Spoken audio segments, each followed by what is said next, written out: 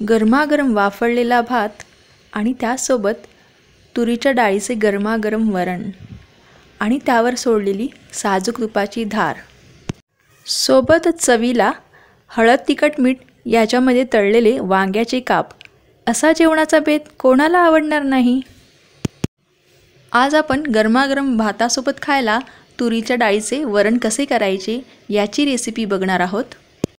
यासाठी सर्वात आधी कुकरच्या भांड्यामध्ये अर्धा वाटी तुरीची डाळ घेणार आहोत। ही तुरीची डाळ आपण 2 वेळा पाण्यामध्ये स्वच्छ धुवून घ्यायची आहे। 4 लोकांसाठी अर्धा वाटी तुरीची डाळ पुरेशी आहे। अर्धा वाटी तुरीच्या डाळीमध्ये आपण 4 वाटी तुरीचे वरण करू शकतो। ही डाळ आपल्याला 2 वेळा स्वच्छ पाण्याने धुवून घ्यायची आहे, जेणेकरून त्याच्यामधली कचरा किंवा काही पावडर असेल ती धुवून निघेल आणि आपली डाळ स्वच्छ होईल। आता अर्धा कप तुरीच्या डाळीसाठी 2 वाट्या पाणी आपण घालून घेणार आहोत। आता या डाळीमध्ये आपण 1 चिरलेला छोटा टोमॅटो आणि 2 उभ्या चिरलेल्या मिरच्या घालून घ्यायच्या आहेत।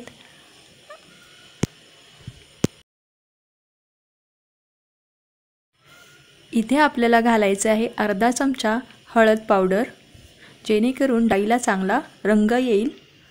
आणि त्यासोबत आपल्याला घालायचं आहे 1 चमचा तेल, जेणेकरून आपली डाळ मऊ आणि व्यवस्थित शिजेल। आता हे भांडं आपण कुकरमध्ये ठेवूया, जेणेकरून आपली डाळ शिजून तयार होईल। कुकरची लीड आपण लावून घ्यायची आहे आणि 4 शिट्ट्या काढून घ्यायच्या आहेत। साधारण 4 शिट्ट्या झाल्यावर आपली ही डाळ शिजलेली आहे। आता ही डाळ थोडी घोटून घ्यायची आहे। ही जास्त घोटून नाही घेतली तरी चालेल। आपण जेव्हा फोडणी देऊ, जेव्हा फोडणीला उकळी येईल तेव्हा ही डाळ एकजीव होईल, मिक्स होऊन जाईल, पातळ होऊन जाईल। त्यामुळे आपल्याला जास्त काही घोटायची गरज नाही। चला तर मग फोडणीची तयारी करूया।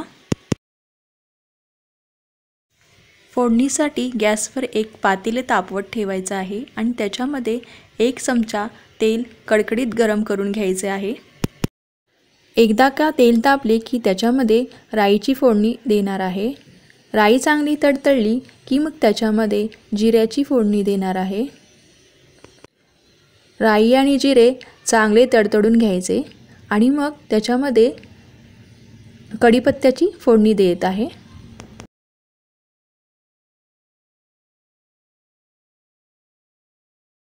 आता याच्यामध्ये थोडी कोथिंबीर घालून चांगले परतून घेणार आहे। अशा प्रकारे आपली डाळीची फोडणी तयार झालेली आहे। आता इथे आपण डाळीचे वरण फोडणीला देणार आहोत। डाळीचे वरण फोडणीला घातले की त्याच्यावर आपण एक झाकण ठेवणार आहोत, जेणेकरून आपली फोडणी बाहेर जाणार नाही आणि ठसका बसणार नाही।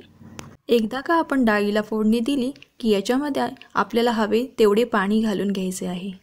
तुम्हाला पातळ हवे असेल तर अजून पाणी घालू शकता। मला जाड वरण आवडते, त्याच्यामुळे थोडे कमीच पाणी घातलेले आहे। आता इथे आपल्याला थोडी कोथिंबीर वरून टाकून घ्यायची आहे, जेणेकरून आपल्या डाळीची चव चांगली लागेल। थोडी चवीपुरते मीठ घालायचे आहे। या डाळीला आपल्याला साधारण 5 ते 7 मिनिट चांगली उकळी काढून घ्यायची आहे। उकळी येत असतानाच डाळ चांगली घोटून घ्यायची आहे, जेणेकरून ती पातळ एकजीव होईल।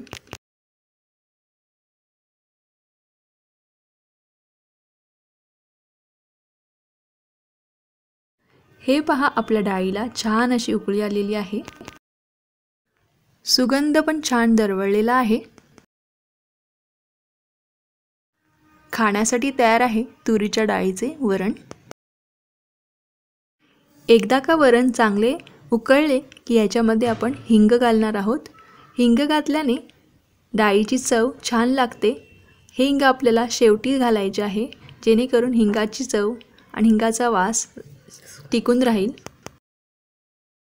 खायला तयार आहे गरमागरम भातासोबत गरमागरम तुरीच्या डाळीचे वरण, सोबत वरून सोडलेली साजूक तुपाची धार आणि चवीला वांग्याचे काप। असा हा आजचा जेवणाचा बेत तुम्हाला कसा वाटला नक्कीच कमेंट करून सांगा. रेसिपी आवडली असेल तर लाईक करा, शेअर करा, सबस्क्राईब करा आणि बाजूचे बेल बटन दाबायला विसरू नका. खात राहा आणि हसत राहा.